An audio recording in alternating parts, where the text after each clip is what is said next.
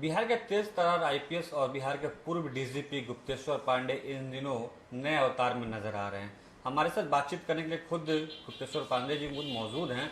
हम इनसे जानेंगे कि इन दिनों जिस तरह से वो अयोध्या में कथावाचक के रूप में नजर आ रहे हैं, इसके पीछे क्या कुछ कारण है। क्योंकि विगत दिनों पहले की अगर बात करें तो उन्होंने डीजीपी के पद को से वीआरएस लेकर और राजनीति में जाने की इच्छा जताई थी।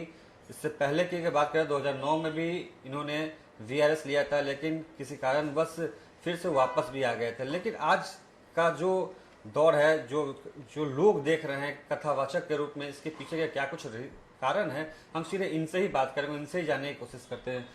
आजकल आप अयोध्या में कथावाचक के रूप में नजर आ रहे हैं, इसके पीछे का क्या कुछ कारण माना जाए? कोई कारण नहीं है और कोई नया अवतार नहीं है। क्योंकि आप मुझे पहले से जानते नहीं हैं, इसलिए इस नया अवतार जैसी चीज़ आपको दिखाई दे रही है। बचपन से मेरी अध्यात्म में रुचि रही है। बचपन से मैं ईश्वर के प्रति अनुराग रखता हूँ। और मैं जब नौकरी में था तब भी 3 घंटा सुबह 3 घंटा शाम समय निकाल लेता था।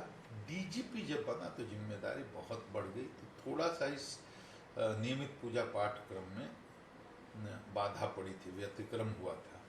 लेकिन उसके पहले तो मैं निरंतर सुबह 3 घंटे शाम 3 घंटे पूजा पाठ मेडिटेशन ध्यान मैं करता रहा, जीवन भर किया है। मुझे याद है 10 साल की आयु से और आज तक। लेकिन सरकारी नौकरी में रहते हुए आप कथा नहीं कर सकते। कुछ कोड ऑफ कॉन्डक्ट होता है, कुछ मजबूरी होती है, कुछ बंदिशें होती हैं। तो अब सेवानिवृत्ति के बाद भगवान के नाम रूप का ध्यान करते हुए उनके चरित्र और लीला का गायन करना, ये स्वांतः सुखाय है। यह इसलिए भी है कि इससे अंतःकरण की शुद्धि होती है, जिसे दार्शनिक भाषा में चित्त शुद्धि कहते हैं। मन बुद्धि चित्त अहंकार मिला करके ये अंतःकरण होता है। और अंतःकरण में जो मल विक्षेप हैं उनके निवारण के लिए ये शास्त्रों ने साधन बताए हैं कि भगवान का चरित्र और भगवान की लीला का गायन करने से चित्त शुद्ध होता है। अभी हमें बाहर भीतर अपना देखते हैं तो काम है, क्रोध है, ईर्ष्या है, लोभ है, मोह है, मात्सर्य है, हम सबके अंदर जो भी सांसारिक जीव। तो अपने दुर्गुणों से, अपने कमियों से, अपने मन की बीमारियों से कैसे आदमी ऊपर उठे, उसका साधन है चित्त शुद्धि की जाए। चित्त शुद्धि के बहुत माध्यम हैं, योग भी है, ज्ञान भी है, कर्म भी है, निष्काम कर्म भी है। उसी में से एक भक्ति भी एक रास्ता है कि भगवान के नाम रूप लीला का ध्यान करते हुए उनके चरित्र का गायन करने से अंतःकरण की शुद्धि होती है, जीव अपने स्वरूप में स्थित होता है। वो मैं कर रहा हूँ।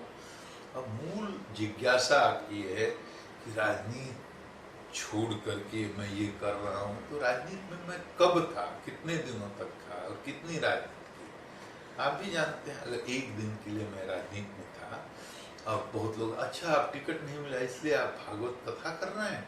अरे भाई, टिकट मिलता तब भी, विधायक हो जाते तब भी, मंत्री हो जाते तब भी, सब कुछ करके भी मुझे यही करना था जो मैं कर रहा हूँ। क्योंकि मुझे इस विषय में कोई भ्रांति नहीं है कि आदमी के जीवन का अंतिम लक्ष्य अपना कल्याण करना है। अपना कल्याण से तात्पर्य है अपने स्वरूप को जानना। अपने स्वरूप को जानने से मतलब ये है कि तदा द्रष्टु स्वरूप स्थान, कि हम कौन हैं, कहाँ से आए हैं, आत्मज्ञान प्राप्त करना अंतिम जीवन का लक्ष्य यही है। तो मैं तब भी यही करता। मुझे मौका नहीं मिला इसके प्रति। बहुत लोग कहते हैं अच्छा किसी के प्रति आपको कोई शिकवा, किसी के प्रति कोई शिकवा शिकायत नहीं है। कोई इसके लिए जिम्मेदार नहीं है। वो मेरे प्रारब्ध में नहीं था और शायद मैं उतनी योग्यता नहीं रखता था। क्योंकि राजनीति करने के लिए भी आपको संयम चाहिए, धैर्य चाहिए, अनुशासन चाहिए, त्याग चाहिए, तपस्या चाहिए, बहुत गुणों की जरूरत होती है। तो शायद उतनी मात्रा में जितनी जरूरत होती है वो गुण मेरे में नहीं रहे होंगे, या मेरा प्रारब्ध नहीं रहा होगा। इसी कारण मैं विधायक, आप बताइए कोई सिटिंग डीजीपी विधायक का टिकट के लिए इस्तीफा दे देगा? जो लोग कहते हैं राजनीति नहीं हुई तब कथावाचक बन गए, अब एक दरोगा नहीं देगा। क्योंकि टिकट मिल जाने से विधायक बनने की गारंटी नहीं।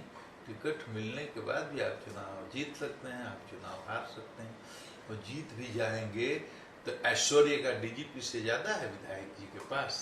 प्रोटोकॉल में बहुत उनका ऊंचा स्थान है, लेकिन साधन संसाधन रुतबा ठस्सा ऐश्वर्य तो डीजीपी के पास ज्यादा होता है। वो मैं छोड़ कर गया था, इसलिए गया था कि मैं स्टैंडर्ड स्टैब्लिश करना चाहता था, सुस्तों की, गरीबों की, दलितों की, कमजोर लोगों की, हर जात के, हर मजहब के लोग जो हैं, जिनके पास पैसा नहीं, पैरवी नहीं, उनके सेवा में जाऊं, उनके घर में बैठूं, उनके साथ जमीन पुसूं, उनके साथ बैठ कर के रोटी नमक खाऊं, उनकी दुख के, उनकी समस्याओं के समाधान के लिए मैं सरकार तक उनकी आवाज़ बनूं, आवाज़ उठाऊं।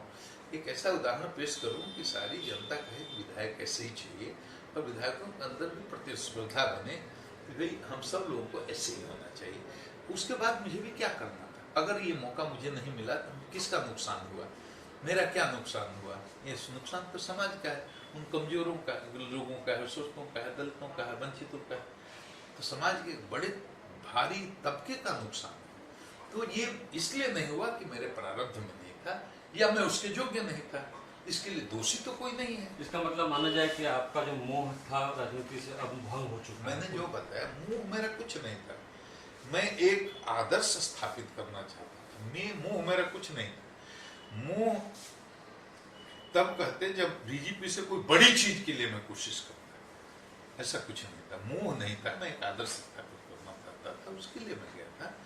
वो नहीं हुआ तो संभवतः उसके योग्य में नहीं था या मेरे प्रारंभ में नहीं था, तो वो चैप्टर क्लोज हो गया उसी दिन। अब उसको लेकर के इतनी खिंचाई क्या करनी है और इतना घेराबंदी क्या करनी है। अब मैं भक्ति करता हूँ भगवान की, और मैं न सन्यासी हुआ हूँ, न गेरुआ पहनता हूँ, न मेरे दैनिक दिनचर्या में कोई क्या बहुत खास परिवर्तन हुआ है। जैसे जीता था वैसे जीता हूँ, पारिवारिक आदमी हूँ, गृहस्थ आदमी हूँ, बाल बच्चेदार आदमी हूँ, मैं सन्यासी नहीं हूँ। क्योंकि जिस तरह से सफल राजनीतिक व्यक्ति बनने के लिए वो गुण जो जरूरी हैं वो मेरे में नहीं थे, उसी तरह सन्यासी की तो उससे भी बहुत ऊंची योग्यताएं होती हैं, सब कोई सन्यासी नहीं बन सकता। हाँ, मेरी कोशिश रहेगी कि 10 साल में मैं इस योग्य हो जाऊं कि सन्यास ग्रहण कर सकूं। तो क्या ये माना जाए कि पहला ये जो भागवत कथा आपने शुरुआत की है, ये पहला है, ये अंत है, या इसके आगे आपकी ये प्रारंभ हो जाएगा? भाई, मैंने तो अपने आप को भगवान के चरणों में समर्पित कर दिया। मैं उनकी बंसुरी हूँ, जब तक बजाएंगे जब तक बजूंगा, अंतिम कैसे कर सकते। अभी तो ये शुरुआत थी, बहुत कथाएं होंगी, जितनी क्षमता रहेगी, जितना समय रहेगा उसके हिसाब से कथा तो कोई अगर भविष्य में अगर मौका मिले फिर से राजनीति में आने का, तो क्या आप उस तरफ फिर से आना चाहेंगे? मेरी बात ही नहीं समझी। मैंने कहा कि मेरी कोई किसी तरह कोई महत्वाकांक्षा, मेरी कोई इच्छा कुछ रही नहीं शेष। हमने तो अपने आप को पूरी तरह से भगवान के चरणों में समर्पित कर दिया, उनके नाम का गुणगान करना है, और जैसे मेरे को जिस रूप में इस्तेमाल करेंगे उस तरह से इस्तेमाल करना है। मेरी अपनी कोई इच्छा नहीं, किसी तरह की कोई इच्छा नहीं, सांसारिक कोई कामना नहीं। एक बिहार की जनता और देश की भी जनता जानना चाहती है कि ये जो आपको कथा वाचन जो कार्यक्रम चल रहा है आपका, ये सिर्फ अयोध्या तक सीमित रहेगा या बिहार के या अन्य राज्यों के में जाकर आप वहाँ के लोगों को इसके बारे में बताइएगा? क्योंकि अभी जो चल रहा था वो ऑनलाइन ही माध्यम से था, अब क्या इसको व्यापक रूप इसको देंगे और लोगों को भक्ति के बारे में? देखिए, इतना दूर से प्लानिंग करके मैं कुछ नहीं करता, क्योंकि वो सब ईश्वर के हाथ में, वो क्या चाहते हैं उनके हिसाब से योजना बनेगी। और कथा करनी है तो जो श्रद्धालु देश के अंदर जहाँ याद करेंगे वहाँ जाना है, कि खाली उत्तर प्रदेश और बिहार में क्यों रहना है। अभी तो मेरी कथा वेस्ट बंगाल में लगी हुई है, मेरी कथा उत्तर प्रदेश के कई राज्यों में लगी, कई स्थानों पर लगी हुई है। अभी मेरी कथा हाल में इसी अगले माह में दो कथाएं वृंदावन में लगी हुई हैं। गोवर्धन में एक है, एक फोगला आश्रम में संभावित है, तो दो कथाएं तो वृंदावन में है। एक कथा बुंदेलखंड में लगी हुई है अगले साल की जनवरी की। मेरे तो फरवरी तक की सारी कथाएं बुक हैं, 1 दर्जन से अधिक कथाएं ऐसे ही बुक हैं।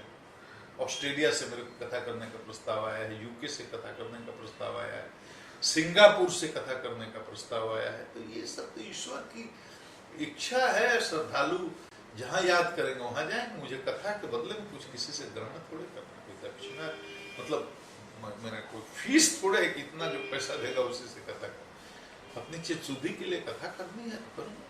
एक सवाल जरूर जहन में उठ रहा था, क्योंकि आपने बीआरएस उस समय लिया था जब विधानसभा चुनाव था बिहार में, और यूं ही भी जताई जा रही थी कि आप चुनाव लड़ेंगे। उस समय तो टिकट नहीं मिला, मान सकते हैं कि कई कचड़े में भी फंस गए थे आप। लेकिन क्या उसके बाद ऐसी भी बात आई थी कि आपको कहीं ना कहीं किसी राजनीतिक दल के द्वारा धोखा दिया गया, आपको बीआरएस दिलवाया गया, उसके बाद आपको टिकट नहीं मिला, फिर कहा गया कि एमएलसी या राज्यसभा भेजा जाएगा, वहाँ भी आपको धोखा मिला है? ये सब बच्चों वाली बातें हैं, आप लोगों के मन की कपोल कल्पनाएं हैं।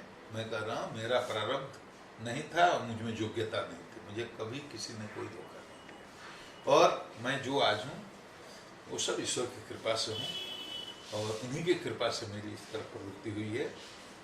कोई भी किसी के प्रति मेरे मन में कोई शिकवा शिकायत है ही नहीं। अब जानबूझ करके आप मुंह डाल करके मेरे से कुछ कहलवाना चाहेंगे तो जो बात मेरे हृदय में है ही नहीं वो निकलेगी कैसे? बिल्कुल। तो एक अंतिम सवाल ये भी जानना चाहेंगे गुप्तेश्वर जी, क्योंकि बिहार से आप ताल्लुक रखते हैं और बिहार के करीबन, जहाँ तक मेरी जहान है, लगभग 26 जिलों में आप बतौर एसपी के तौर पर काम कर चुके हैं, और कहीं पर भी दंगा फसाद हुआ करता तो उस समय हनुमान बन के उतरते थे। इस समय जो बिहार की स्थिति है, बिहार में लगातार बम ब्लास्ट जैसी घटनाएं घट रही हैं, आतंकियों से बिहार को जोड़ के देखा जाए, जो बिहार ज्ञान की भूमि हुआ करता तो वहाँ आतंकी पनाह लेने की बात करिए। दरभंगा ब्लास्ट में कई आईएएस जैसी घटनाएं के सामने भी आ रहा है। As a expert, as a पूर्व डीजीपी के तौर पर हम जानना चाहते हैं, क्या लगता है कि इंटेलिजेंस की या बिहार पुलिस की कमी है जिस वजह से बिहार में लोग पनाह ले रहे हैं, या इंटेलिजेंस की कमी है जिस वजह से ऐसी घटनाएं घटित हो रही हैं? इस विषय पर मेरे प्रतिक्रिया देने का कोई मतलब ही नहीं, क्योंकि इसमें मेरी कोई रुचि ही नहीं है। मेरी रुचि तो केवल ईश्वर के चरणों में अनुराग है, प्रीति है। तो ये सब संसारिक विषयों में मेरी कोई रुचि नहीं है। इसलिए मैं मानता हूँ कि बिहार के मुख्यमंत्री एक सक्षम मुख्यमंत्री हैं, सब चीज पर नजर उनकी होगी। लेकिन बिहार पुलिस को आपने काफी नजदीक से देखा, आपने बहुत 6 महीना पहले ही डीजीपी के तौर पे पद को त्याग किया है, तो आपको ज्यादा पता होगा इसके बारे में दूसरे लोगों के अपेक्षा में। बिहार पुलिस बहुत अच्छी है, मेरा व्यक्तिगत अनुभव है। बिहार ही की पुलिस है कि चूड़ा और सत्तू खा करके हमारा सिपाही 24-24 घंटे नहीं, एक सप्ताह तक विधि व्यवस्था की ड्यूटी कर लेता है। बाकी किसी स्टेट की पुलिस ऐसे नहीं करती। तो मुझे इस बात का गर्व है कि मैंने इस फोर्स को लीड किया है। तो अब नेता के ऊपर है, नेता अगर उससे अच्छा काम लेना चाहे, बिहार पुलिस बहुत कॉम्पिटेंट है, इसमें कोई शक नहीं। तो हमारे साथ थे बिहार के पूर्व डीजीपी गुप्तेश्वर पांडे जी, जिन्होंने साफ तौर पर कहा कि अब उन्हें व्यवहारिक या किसी दूसरे चीज़ में रुचि नहीं रह गई है, वो पूरी तरह से अपने आप को आधुनिक के तरफ लीन कर चुके हैं। फिलहाल बिहार पटना से ईटीवी भारत के लिए राहुल सिंह।